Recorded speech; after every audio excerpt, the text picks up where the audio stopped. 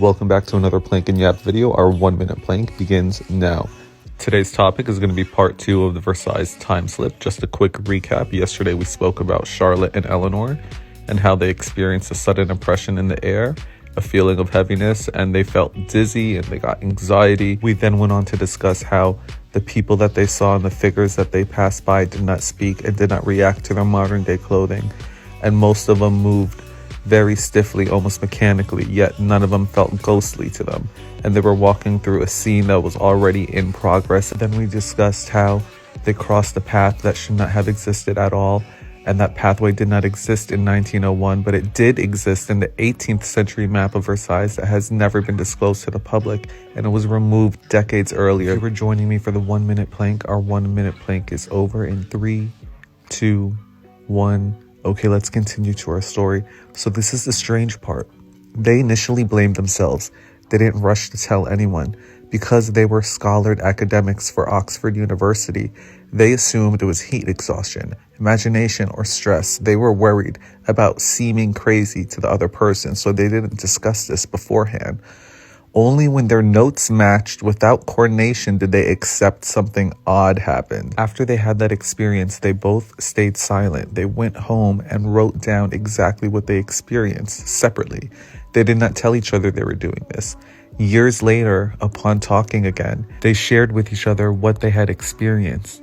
And in disbelief, they could not believe that they each had written down exactly what they experienced, and on top of that, every detail matched to a T. So they decided to publish a book under fake names, and when they released the book, an adventure, they used the pseudonyms because they were Oxford academics. By the way, your 2 minute plank is over in 3, 2, 1, change. Back to the story. They expected ridicule and they got it anyway. This wasn't a publicity stunt. Bizarrely, similar reports still happen at this location in modern day pt2 at the Versailles. They have reported sudden silence, then a feeling of feeling out of place, seeing people in a period dress, losing the track of time. It's not often, but it's consistent. And they're not scared because anything bad is happening. They're scared because of how quiet, mundane, and average and normal everything looks to see. Afterwards, they went on to live very normal lives. Charlotte became the principal of St. Hugh's College in Oxford. Meanwhile, Eleanor became the vice principal and later head mistress. They remained connected, though not inseparable. Moberly later died in 1937, while Jourdain died in 1924.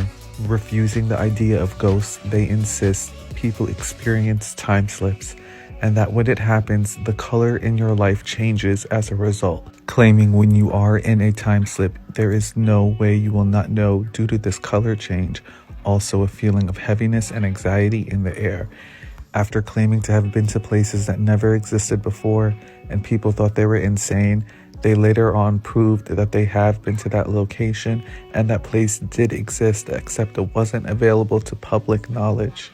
It wasn't till the 80s till another case like this has happened, and that's what we're going to get into for tomorrow's video. So proud of you guys for sticking around and doing the entire plank with me. And if you didn't, that's okay. I'm still happy you stuck around till the end of this video.